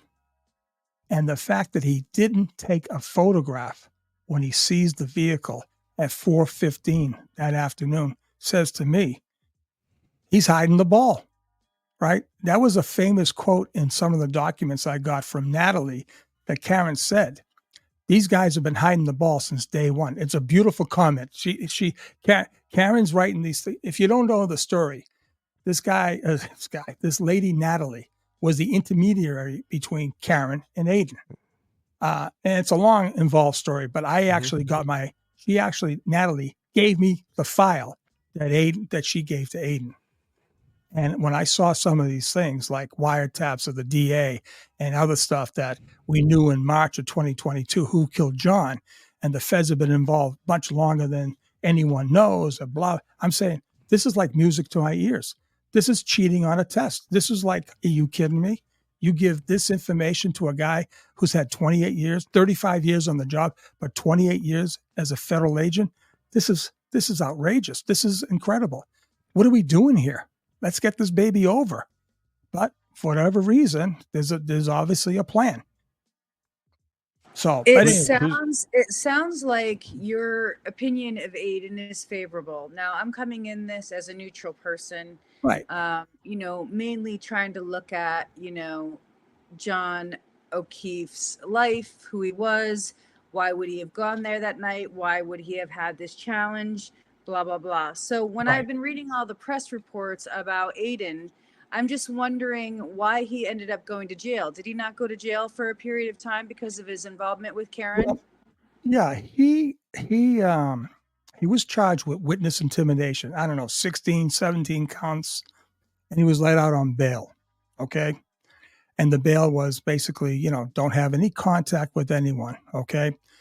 Well, then let's see, then around December, around Christmas time, a girlfriend he was dating at the time, they broke up. She then did like everyone else does. She goes to the state police and says, I can give you Aiden Carney. He did this, he did that.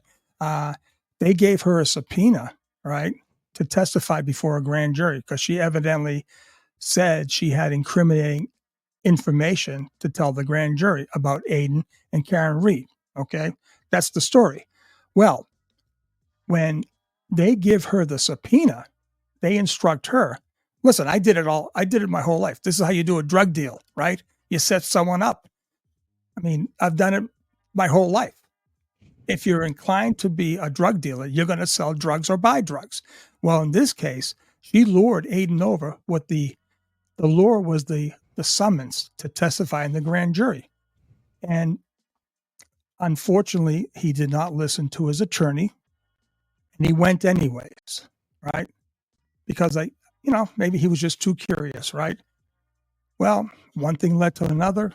He doesn't realize she's talking to Tully and company in the phone. They met in a foyer of the apartment complex. He did that right. He said, I'm not going to go into that environment inside the apartment. And this is all from his home court records. And eventually, she was able to get him in the apartment. They talked to, she said she was pregnant and she was going to take these abortion pills. It's a long, involved story. The end result was he ends up having sex with the girl, right? And then he was taking notes on the summons and taking notes on texts that she had with one of his arch rivals, this girl, Kate Peters, and other people. He was taking all these notes, right? His former girlfriend. Right, his former girlfriend and all this stuff, right? And I guess he goes to the bathroom to clean off, and the girlfriend goes and grabs the notes. And there's, depending she says, he tried to get the notes and push me on the couch. He says, I just wanted my notes. I want to get out of there. And there's a recording. And at the bottom line is, well, he gets charged in this case, right? In this separate case for domestic violence. And because of that, he was violated. It was famous. It was Christmas Eve or something like that. And the reports came out and said, oh my God, and Dave Cullinane broke it. I'm reading. I said, listen, you can't make this stuff up. There's reports that said all points bulletin alert on Aiden Carney. And he's out. He's out. I talked to him that day. I spoke to him. I said, Aiden, Merry Christmas. You're okay? He said, yeah, fine. He contacts Peter Murphy. He says, Peter, do you get it? He says, I don't have the telephone now. I mean, listen, based on that, there was this massive, I don't know, manhunt, whatever you want to say. But anyway, he ends up a couple of days afterwards on his birthday. So 25th to 26th is his birthday. He ends up turning himself in. He goes to jail for 60 days and he went to jail for 60 days. So, and he's going, so anyways, the domestic violence thing got dropped. It got dropped, but she has, what do you call it? Protective order or some kind restraining that's order. Right. Restraining order. Yeah. All right. Is my volume, I know they mess with it. Is my volume okay? Yeah, I can hear you. I can hear you well. I don't know if people in the chat. These guys, they like to mess with me. They know I'm watching. So, all right, anyway. Sean.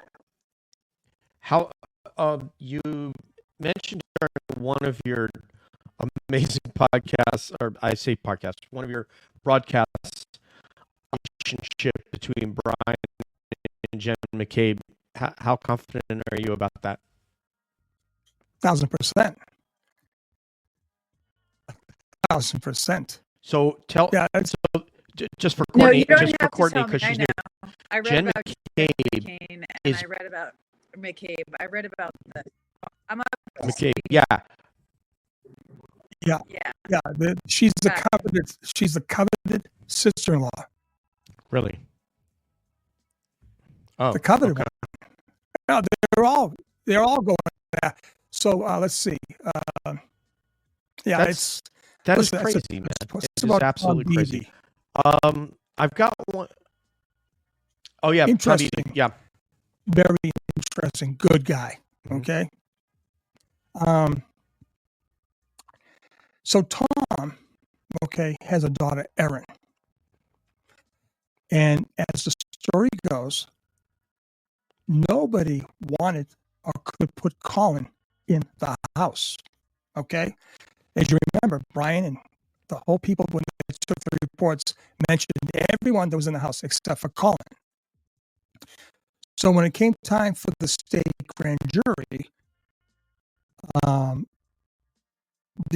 the prosecution gives the list of witnesses to the defense, and they notice that Colin is not on the list.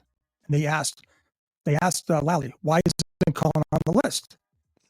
And Well, and they they seem to all check the are. night. I It's don't know. really bad. Why is Colin on? I can hear you loud and But clear. they're all commenting. Why is Colin not? Hear us.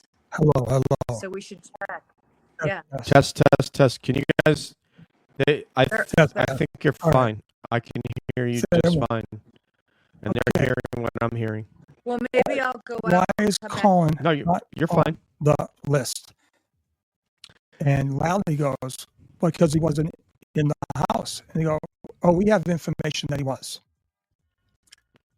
And so what they found out was Colin called Erin Beatty and invited Erin to the party at 34 Fairview. That's why we knew he was in the house. All right. Erin did not go. Okay. Calling Tom Beatty in the very early morning, but it was only a cover to say that she was checking to see if John was with Tom because they were very good friends. Right? He's a doctor, just a guy. I mean, Okay. So, anyways, but after that, it becomes apparent that Tom Beatty's a loose end, and they gotta tie this up. And Jen is feverishly trying to figure out what did Tom Beatty know. And so there's a story where Tom is at an old place that my family used to go to. I went to many times. The John McKeon Post in Dorchester. We call it McKeown because my mother was a McKeown. That's how you say it. But most people call us Brian Albert and Chris Albert go to the Hillside, the famous meeting spot, and are asking where is Tom Beatty? So a guy calls up Tom, unbeknownst to Brian and Chris, and says, hey, these guys are looking for you. He said, fuck this shit. Give me 2 minutes. I'll be up there. So it was about a 10-minute, depending how quickly you go. And he gets to the Hillside, and they go out. He said, hey, you looking for me, Brian? No, Tom's a big dude. He's a big guy. Mm-hmm. No one's going to mess with him. Mm-hmm. Brian, well, can you change your time frame? He goes, what are you talking about? There's no way I'm going to lie for you. Some of those words were effect, all right? You mean common? Yeah, what everybody should have done. And so there was this way to put an arm on Tom. Listen, Tom is a city boy. And he ain't gonna be impressed by any cats from Canton. Trust me on that one. Mm-hmm. No way. And he didn't give a shit who they were. All right. And since then, right?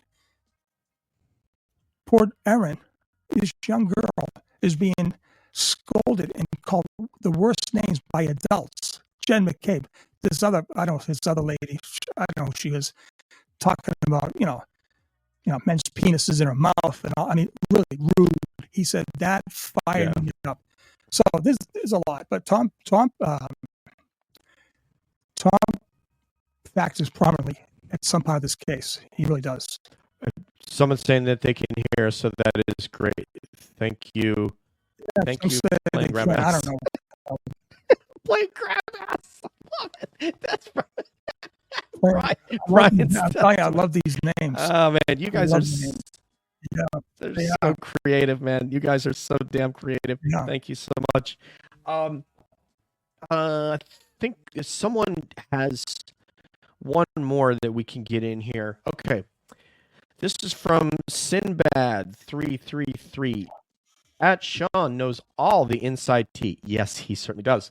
At Calling All Beings, ask Sean about the Boston cop who Higgins talked about. Talked to about John's death. He claimed he pulled Chloe off John. Sinbad, that's a great point. So during the course of this whole year, I was getting information left and right, and I did have a credible call come in.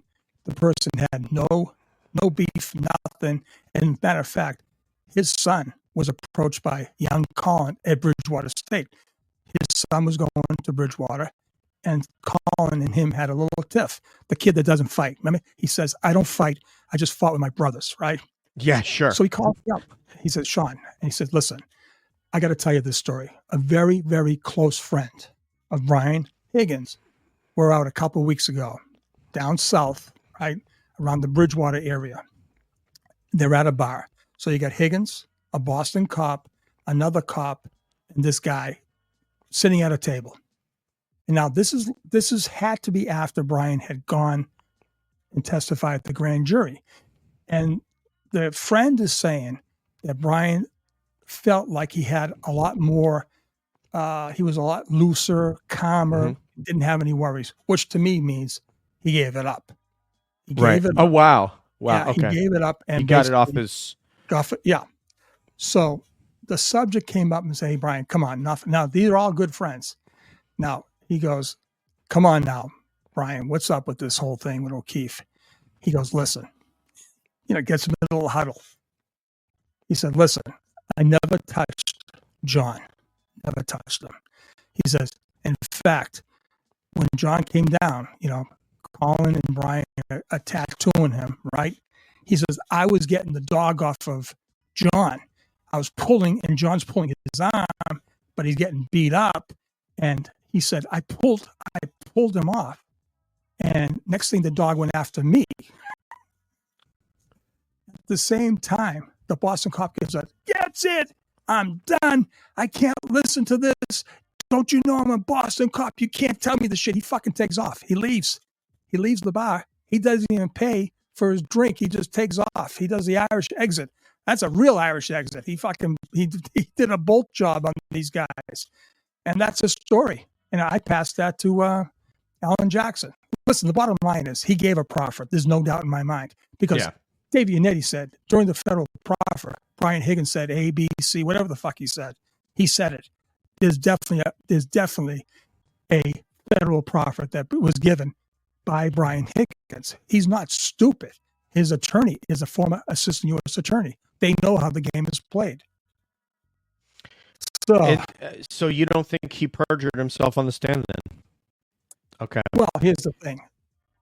The proffer cannot be used directly against the person giving it. All right? They're told right off the bat, anything you say to us will not be used directly against you. However, if we don't believe you, or if you fudge or hedge on anything, and we don't come to an agreement, which I guess they didn't, they said, "Okay, fine. We're not going to do it. We'll go around based on this information and investigate other people to get to you." But they couldn't use his information against him. Now, here's the thing. He mentions on the stand, which is crazy. I did see a tall guy with dark hair. No one had ever mentioned that. And my theory is this. He probably said that to the feds. And he probably said that on purpose at the trial. And here's another thing. We all know he was at the Sally Port. You could see him in the Sally Port. He says, I don't recall. Yeah, what's he doing in the Sally Port? He has no jurisdiction in this case. What is he doing there? He says flat out, I don't recall being in the Sally Port. You know, Yeah, he I did don't recall. everything he could to not get jammed up. But, you know, at the end of the game, I mean, let's face it, he's done. He is done. They're all done. It's just a matter of time. That's my thing. You continue to give us hope, Sean. We've kept you for 2 hours, and Hey. I thank you so much for your time, man. I'm telling you, and like the Glare knows, Mike the Jerk Crawford, he knows. All these guys know. We could talk for hours and hours and still not get through anything. But listen, you need me anytime for a round table, whatever. Yes. I'm your guy. You know, we're gonna put together a round table. You're awesome. Before we say goodbye to you, I want to say thank you to everybody in the chat for coming and supporting Sean. I know that he has so many fans, and I hope you enjoyed the content tonight. I loved it. Courtney did great for a newbie, it, you know. So thank you so much. I love the fact that I can see I see old names I see all the time, but I see new people here, which is nice, which is great, you know. Yeah, definitely. I mean, a lot of new people are aware of CAB, and we will continue to do TCU. We got to start working now. Courtney's brought a lot of data and video and audio and photos back from Pennsylvania. That case I could take. Someone just said I suck. I got to put that one up. Who's that? Oh man. Who, you? Oh yeah. All right. Thanks, man. I appreciate that. Oh, man, we the people. Come on, man. Come on. I love it. This is not easy being on. No. It's the easiest part is for me. I get to sit and relax. You got the hard part. You got to run the show. Yeah, I've only been doing it for 14 years, so I know I don't suck, but I'm going to put that up just to make him feel good. Yeah. I just, you know, hey, listen, I love messing with these people. I got a little rude to a few people today before I come on the show. You know, I got to stay to my new Sean 2.0, but a little bit of the 1.0 comes back. Yes. Hey, listen, I'm telling you, my microphone is coming over beautifully. What the hell? No, you sound good to me, man. It's all good, man. Yeah, it is all good. Thank you. It's just me, yo. Love to mess with me. I tell you, they know the trigger for me. Yeah, and thank you so much, Melissa. You are so kind. If you have a question, thank you so much for your super chat, and Aunt BB2. You guys are, we're definitely gonna have Sean on again, and we'll be getting more. We're gonna set up a round table. I got to get a hold of. I'd like to get Mike. I'd love to get Nurse Kim.